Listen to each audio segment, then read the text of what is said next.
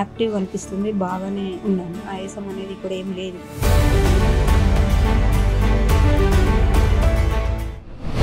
Welcome to పునర్జన్. ఇక్కడ already ఒక 2 times complete చేసేసుకొని ఇక్కడ ఉన్నారు. సో మేడం గారు అయితే చాలా సంతోషంగా ఉన్నారు. కొంచెం మార్పు అయితే జరిగిందని చెప్తున్నారు. సో మనం అడిగి తెలుసుకుందాం స్టార్టింగ్ నుంచి ఎలాంటి క్యాన్సర్, ఆ క్యాన్సర్కి సంబంధించిన లక్షణాలు వాళ్ళు ఎలా గుర్తించారు, మరి పునర్జన్కి వచ్చాక ఎలాంటి చేంజెస్ జరిగాయి అనే పేషెంట్ అయితే ఇక్కడ ఉన్నారు. అడిగి తెలుసుకుందాం. నమస్తే అండి. నమస్కారం అండి. మీ పేరు? నా పేరు ఉత్కం నిర్మల అండి. ఎక్కడి నుంచి చూస్తున్నారు?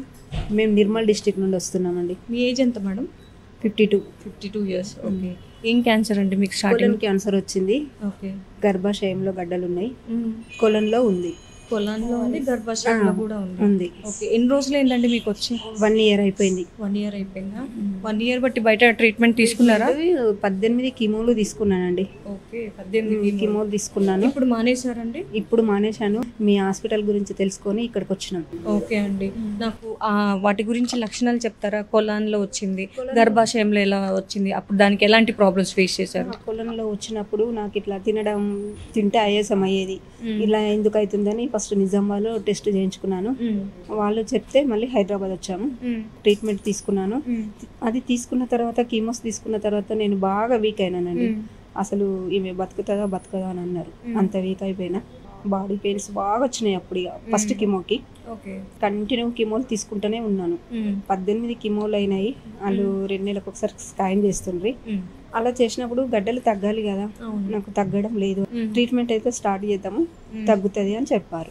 నేను అదే నమ్మకంతో వెళ్ళి కీమోలు తీసుకుంటూ ఉన్నాను. 15 daysకి ఒకసారి తీసుకుంటూ ఉండేదాన్ని. మొన్న తీసుకున్నప్పుడు అది గడ్డ తగ్గడం లేదు అని సారు అన్నాడు.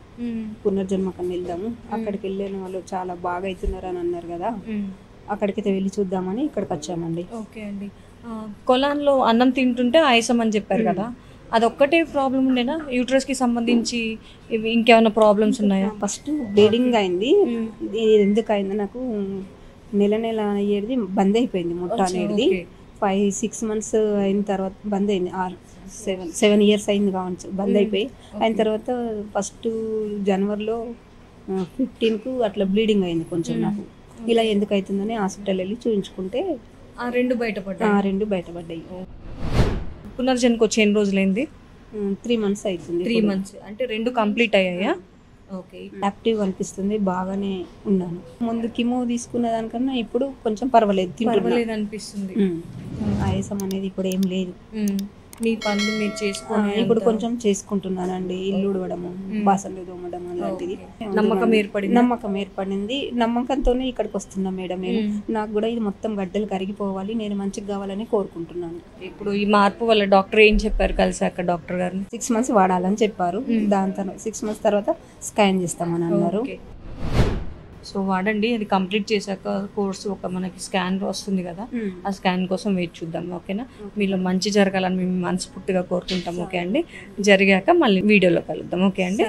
థ్యాంక్ యూ అండి.